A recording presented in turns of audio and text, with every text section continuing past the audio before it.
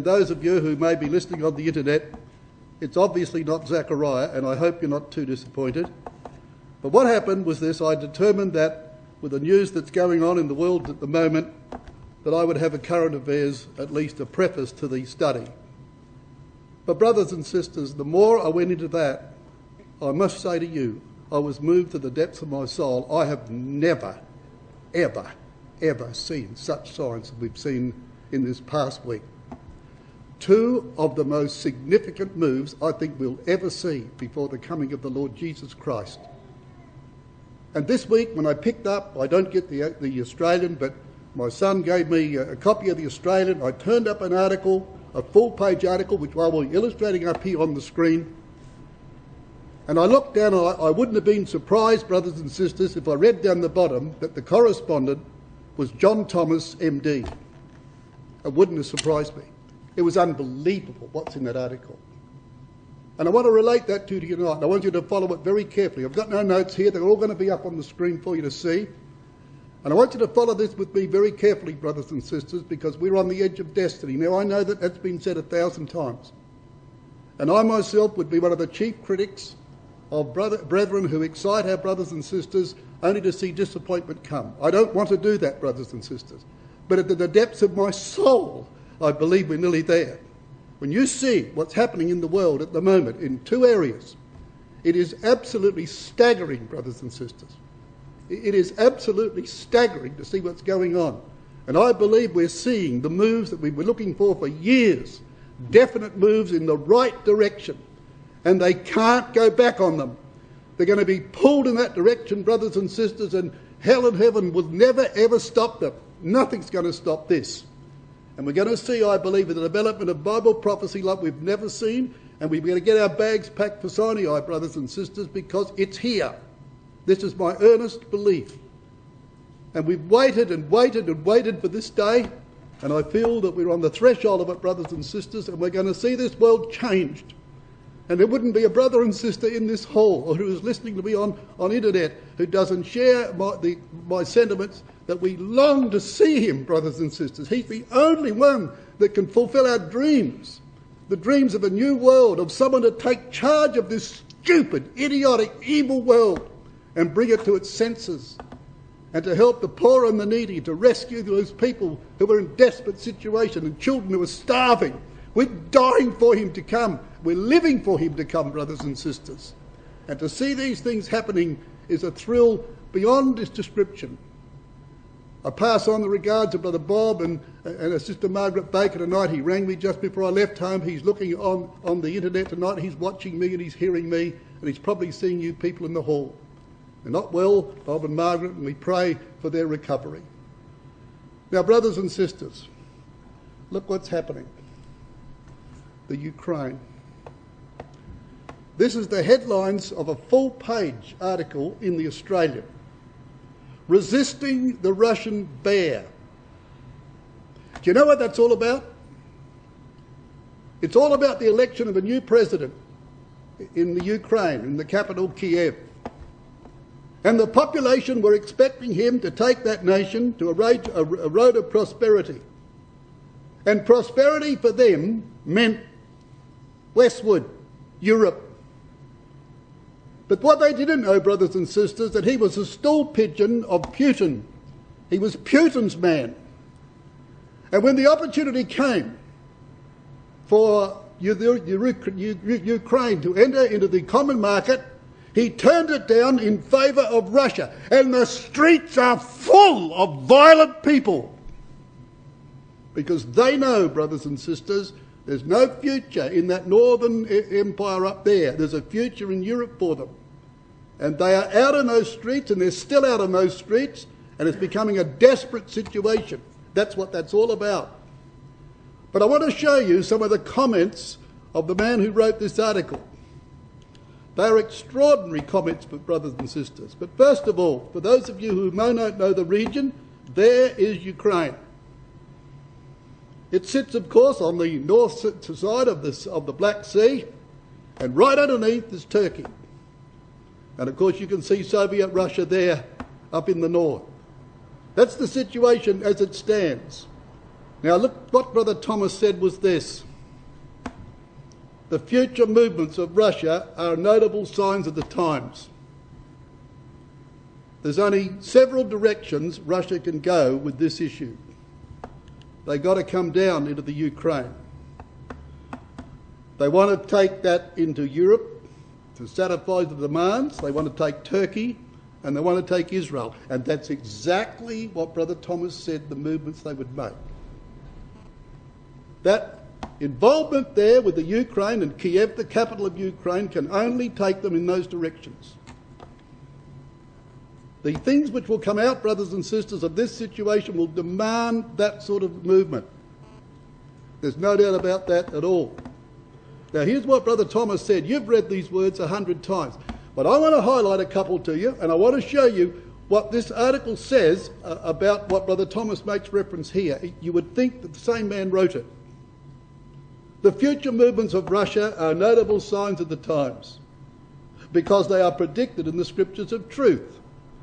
The Russian autocracy in the plenitude of its and on the verge of its dissolution is the image of Nebuchadnezzar ready to be smitten by the stone. Now I want you to remember this comment. When Russia makes its grand move for the building up of its image empire, note that. Let the reader then know that the end of all things is at hand, as at present constituted is at hand. The long expected but stealthy advent of the King of Israel will be on the eve of becoming a fact, and salvation will be to those who not only look for it, but have trimmed their lamps by believing the gospel of the kingdom under the obedience of faith and the perfection thereof in fruits meet for repentance. They are well-known words, brothers and sisters. Excerpts from the Australian, 27th of January 2014. But as the huge mobs rampage through the streets of Kiev, a far greater battle is being played out. At its heart is former KGB Colonel Putin's barely camouflaged dream of recreating and rebuilding a revanchised greater Russian empire, the image empire, in Soviet Union style. That's the heart of the matter, says this man. And he goes on to say this. Years ago, now I want you to notice this comment, brothers and sisters, just think how significant this is. Years ago, at the time of the collapse of the Soviet Union, the distinguished White House security advisor, Brzezinski, perceptibly wrote, without the Ukraine, Russia ceases to be an empire. But with the Ukraine suborned, and that means bribed, and the bribe was 52 million, which I'll show you in a minute, with Ukraine bribed, then subordinated, Russia automatically becomes an empire. Automatically becomes an empire. What does he say that for? I want to show you, brothers and sisters, why he said that. How does it automatically become an empire? He said that, in a nutshell, is what the uprising in the Ukraine, strategically located at NATO's eastern flank, is all about. And it sums up what is at stake in the crisis. I want to show you why he said that. He knows his history. If you've got the Ukraine, you've got the empire. If you haven't got it, you haven't got the empire. And that is Putin's uncamouflaged dream, as he says here. Excerpts from the National Geographic, March 1985, on the origins of Russia. Now, I hope you, when I've highlighted that, in trying to emphasise to you, I hope you got that in your head, what I said. Building up the image empire, the dream of Putin, can never, ever become a reality till he's got Ukraine and the capital, Kiev. Why? Well, here's the National Geographic of 1985. Viking roots stuck deep down in Russian soil when Scandinavian warriors and traders, known as the Rus, created the land's first organised state and gave their name to a future empire. Did you get it? This is the National Geographic talking. Just put that in conjunction with the Australian article, put it in conjunction with Dr. Thomas, put it in conjunction with the Bible. A future empire. The legendary Rurik of the Rus became Prince of Novgorod in AD 862. 1,000 years later, his bronze figure right adorns a huge monument in the Kremlin square of that city. A future empire? But by the 11th century, a Rus state centred at Kiev stretched from the Baltic to the Black Sea. You see what that's saying? This is where it started. It started right here. And if you want a future empire, then this has got to be part of it. This, brothers and sisters, is the roots of the Russian Empire. Here's the capital, which is in the headlines of that article, Kiev. And this is an excerpt from that article. The mother of Rus cities, Kiev, graces the blue Dnieper nearly 600 miles north of its mouth on the Black Sea. The mother of the Rus cities. See what's happening? Still out of that National Geographic. Forced into a faith of their rulers' choosing, the people of Kiev are herded into the Dnieper by Byzantine prelates administer mass baptisms into the Christian faith. Tradition holds that Vladimir,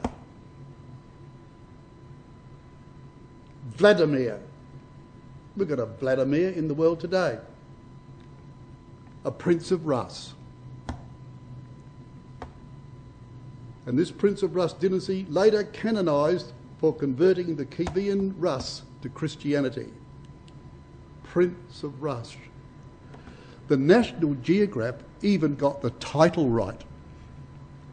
We can get up and tell the stranger, brothers and sisters, that Rus, or Ros, it's of course the same thing, is an ancient name of Russia. They got the title right. Because the Bible had it, didn't it? Son of man, set thy face against Gog, the land of Magog, prince of the Rus. So in 1885, they got that right, didn't they? And here in the very embryo of the ancient Roman Empire, the whole root system, the origins, right here in Kiev and in Ukraine, was that title first ever used. And if that's true, then we can expect that when he comes, the message he won't hear, which will sound in the ears of the saints, will be calling him the Prince of Rus. And his first name will be Vladimir. I don't know whether Putin's going to be the last of the Russian rulers, brothers and sisters. But he's got a tenure of over 10 years to go, I think, with a promise of another 12 afterwards. And I cannot see this world lasting that long, can you? Isn't this an incredible thing we're reading here? We all know this, but when you relate it like that, and then we're not talking about Christadelphian writers, this is the National Geographic telling us this. It's an incredible thing. Russia takes its name from the Rus. Other Vikings, many out of Sweden, thrust across the Baltic deep into the east, where they were called the Rus. Their legacy, it says, their legacy lives on. Russia itself takes its name from these adventurer merchants. This is their seldom told story, a tale as astonishing as the saga of the Western Road. You see, every country is deeply embedded in its history.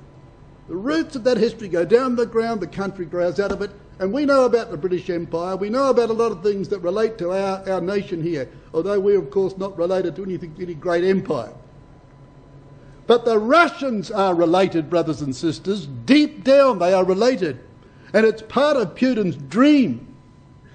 And he cannot afford to see that country go east, or go west rather, into Europe. He cannot afford. And if it's going to go into the west, into Europe, he must take it with him. That's what this chap's saying.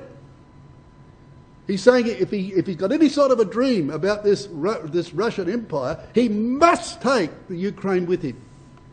Because it is absolutely critical. It is the foundation of that empire that he dreams of. Back to the Australian. It is a test of wills between the West and the Russian President Vladimir Putin that has potentially far-reaching geopolitical implications. But that would be an understatement. America, Great Britain, will be on their edge of their seats, brothers and sisters, watching that. There's no doubt about that. The potential importance of that treaty cannot be overstated. It would have to set Ukraine alongside a path towards a European future, in sharp contrast to the way it was for so long dominated and exploited by Moscow. See what the correspondent's saying? He says it's absolutely critical that Putin takes that as the substratum of his empire, and it's going to be critical for him to take that into the West with him into Europe. That's what he's saying. Because he knows that they cannot subsist economically without Europe. And Putin knows that. And he knows it better than ever now, brothers and sisters, because there's oil springing out of the ground everywhere. In South America, in the USA, out in the Mediterranean, everywhere, in places in Europe, oil's coming out of the ground like you wouldn't believe. And gas with it. Gas fields are being found everywhere, brothers and sisters, at the moment. Putin knows that his power is slipping. There's one answer to that. There's only one answer. There can be no other. He's got to rebuild that empire, and it's got to start at its roots. And when he gets it rooted into the ground, he goes west to Europe. That's what that fellow's saying. You think Brother Thomas wrote that? Finally, Yanukovych, whatever his name is, and his colleagues bowed to Moscow's pressure after Putin signed them up to 15 billion. What did the article say? After he has been bribed and subordinated. The bribe added up to 15 billion in aid and investment, and promised a 1/3 discount on all future energy supplies. By agreeing to the Putin deal and effectively returning his country to the embrace of the Russian bear, Yanukovych set the stage for the mass demonstrations and violence now being seen. That's what it's all about. And the Pope has added his blessing to the peace. And look what happened to his attempt. Here he is, looking out of one of the high stories of the Vatican City on the Vatican Square with two little children, letting out two beautiful white peaceful doves. And they got pecked at by crows and a seagull. And although they escaped, feathers went everywhere, brothers and sisters. And I say, go the crows, because that couldn't have happened to a better man. That's what Almighty God would think of his attempts. Those pigeons, those doves had no sooner been let loose than look what happened to them. Because this chap, who is the absolute epitome of evil, this fellow supports, brothers and sisters, what Paul calls vile affections. Vile affections. He supports it. This man's church abused little children for years and years and years. And nothing was done about it. And if anything was done, they would just move from one place to another to continue their abuse. He is the most evil person in the world, brothers and sisters. And he's associated with the building up of this image empire. And he wants it to bring peace. Peace. You know, brothers and sisters, his kingdom will entirely disappear from the face of the earth. If you read the history of Babylon, of course, which was typical of Babylon the Great, if you go into the book of the Apocalypse and read the same thing about the real Babylon, the real great Babylon, One thing stands out in Yahweh's judgment. Yahweh will judge the nations. He will humiliate them. He will release the people who they've oppressed. He will bring equity, brothers and sisters, and truth and love and happiness to many people. Rome will entirely disappear. There will not be a stone above the ground. It will entirely disappear. 3 of the beasts representing the other nations have their lives prolonged for a season and a time. The 4th horrible, dreadful, immoral, vile system, brothers and sisters, completely disappears. And the saints will shout for joy. And the earth it'll be a memory, but it'll absolutely obliterated from the minds of men and women. That's what God thinks about those doves, and that's that system. Blasphemy, brothers and sisters, and hypocrisy in the highest order. And we hate that system with a pure hatred. Now, coupled with that, and I hope you got the point, you didn't learn anything. You learned what Brother Thomas said. You knew about the Russian Empire, but did you know about its roots? Did you know about the stakes that are there in Ukraine? That are like a hinge upon which all that hinges, and that's where Russia is going to come into. That's where the strife is right now. He's going to land right on the eastern border of the NATO forces in Europe. And right just below the Black Sea is Turkey, and just below Turkey is Israel, and this is where he now makes his second move. What has happened here, brothers and sisters, is incredible. Another twist in the drama. Russian bid to become a dominant power in the Middle East. Look at it.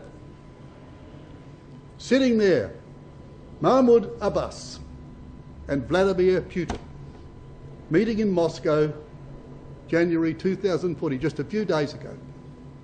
There's the Gaza Strip, and there's Israel alongside of it. And in the Gaza Strip, brothers and sisters, there's about just under 1 million people. There's only 6 million in Israel. If you took the populations of, just say, mid-Western Africa there, along the northwestern coast, about midway up, through to Saudi Arabia, and added up the total of the Arab opponents they have in that area, they add up to 337 million. And Putin decides he'd like to speak to Miss Abbas. And you know what happened? Mahmoud Abbas walked out of a peace talk between Israel and America to go and meet him. Now you think about that. He walked out, brothers and sisters, abandoned that meeting for this one. What's that telling you? This is what the report said. Russia's Prime Minister meets the Palestinian President Mahmoud Abbas in Moscow, January the 23rd, 2014, just a few days ago. Palestinian leader Mahmoud Abbas and Russian Prime Minister Medvedev were in talks to secure a $1 billion energy deal on Thursday. The deal between Gaza and Russia also sought to restore warmer relations between the two allies, as Russia has recently developed closer ties with Israel. The agreement reportedly includes a massive natural gas project in the Mediterranean Sea off Gaza. Let me just pause. He's telling these people that he will drill for gas in the Mediterranean off the coast from the Gaza Strip in the territorial waters of Gaza. They don't exist. You can only have territorial claims when you are a recognised nation. Gaza is not in that league. It is illegal what he's telling them, and the world knows it's illegal. They have no territorial waters, but he's telling them they have. And he goes on to say Russia's natural gas company Gazprom was planning to produce 30 billion cubic metres of natural gas at the site, according to the Russian news agency TASS. And it goes on, brothers and sisters, to say this. Let's get back here. The Russian engineering firm Technoprom Export was also considering an oil development project in Ramallah in the West Bank. Ramallah, right up there in the north of the Gaza Strip, right next to Israel, right there, right next to Israel, an oil well. However, it was not immediately clear when the projects might be launched or how far talks on the deals had advanced. Russia, listen to this, Russia has been a close ally of the Palestinians since the Soviet era. Moscow has called for East Jerusalem to be established as the capital of a Palestinian state in the past. What do you think's going to happen if he proposes that when Israel won't have a bar of that, and he knows they won't have a bar of it? I'm going to suggest to you what's going to happen in a minute. Abbas landed in Moscow on Wednesday and began his 4-day official visit by meeting with President Vladimir Putin. Abbas was also scheduled to meet, now listen to this, with several other Russian political and religious leaders during his stay. Religious leaders. We're talking about a fanatical Muslim. Think of it, brothers and sisters. Just think of it. What do you think will be the outcome of those discussions? Well, I know somebody saw the outcome of that. Maybe not related to those particular discussions, but I can quote you a magazine which saw what was going to be the outcome of any such discussion. And that magazine was the Time magazine. Put out last year, or the year before. Sometime, anyway, the last couple of years that came out. Time magazine, the Jewish flag, to go! That's what it's saying, isn't it? To go! And the most sensible proposition that could ever be put up to Russia and all its allies and all its Muslim friends, and it is a sensible proposition. There's no, because they're not Bible believers, because they don't know what we know, because they're unscrupulous, because they don't care about people's lives, the most sensible thing in the world would be to sit down and say, brothers and sisters, sit there around the table and say to these nations, which were all their allies, and say, now listen, let's face it, 6 million Jews? 6? And from right over there in Algeria, right across to Indonesia, the Muslim belt, 1.6 billion people? Come on. And I would suggest that that conference will inevitably come up with the one decision. It's expedient that 6 million go for the life of the world. Here's a kid who believes it. A Muslim kid in the streets of the Gaza Strip. For world peace, Israel must be destroyed. You know what that is? In the Bible, you know what that is? I'll show you what it is. Thus saith the Lord God, the Lord Yahweh, it shall also come to pass that at the same time shall things come into his mind, and thou shalt think an evil thought. That's what it is, brothers and sisters. I firmly believe, I am convinced that that is the evil thought. Look what it goes on to say. What's he going to say? And thou shalt, I will go up the land of unwalled villages. I will go to them that are rest, that dwell safely, all of them. I'll go up there and I'll get rid of them. That's the most logical thing in the world. Why should 6 million people hold up the progress of peace of nations and the prosperity of downtrodden people, the Muslim people? Why should they? Just 6. No, it's expedient. And I'm absolutely convinced that that's what's going to be the decision. I reckon that's definitely the evil thought. And you know why I'm convinced? Because I've learned, brothers and sisters, over many years of study, that Yahweh's judgments are poetic. They are very poetic. And you will remember this. And one of them, named Caiaphas, being the high priest that same year, said unto them, ye know nothing at all.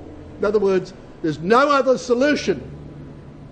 Now, nor consider that it is expedient for us that one man should die for the people, and that the whole nation perish not.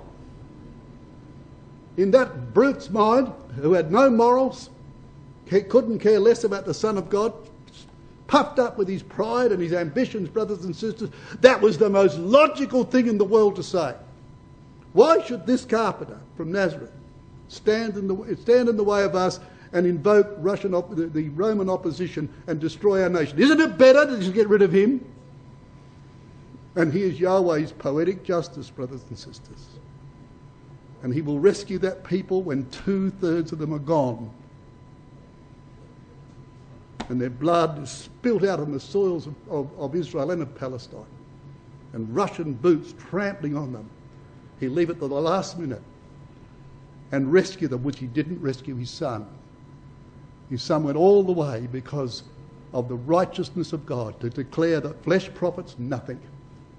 But living a perfect life that the Spirit gives life, he had to go all the way. God will rescue those people who will come under the exact same decision at the very zenith of their destruction by the hordes of the Russians. You think of that, brothers and sisters. What else could be discussed around the table with Putin and Abbas and all his other Muslim mates? What else could be discussed? They'll never solve their problems among themselves, Sunni and Shiite. They will go on fighting each other. Their hand is against every man and every man's hand against his brother is the exact description that Yahweh gave of the Arab people. They'll fight everybody and fight themselves. That's exactly what they do. And it'll go on and on and on till somebody says, hey, listen, I've got an idea. And here's Putin sitting down with Abbas, talking about oil wells and gas and all sorts of things, brothers and sisters. Don't tell me that didn't come up. Do you mean to tell me that Abbas, with all his bitterness against the people of Israel, went out there with his mouth shut on that issue? And Putin's ears would have been wide open. And what has Russia got to lose? They may be, of course, denigrated by Britain, America, in the Commonwealth nations, but 6 million Jews are gone, according to them. Hitler took that many out in Auschwitz and other places, didn't he, in the Second World War? He took 6 million out. Oh, the world condemned him, but what was he trying to do? Build a world empire, wasn't he?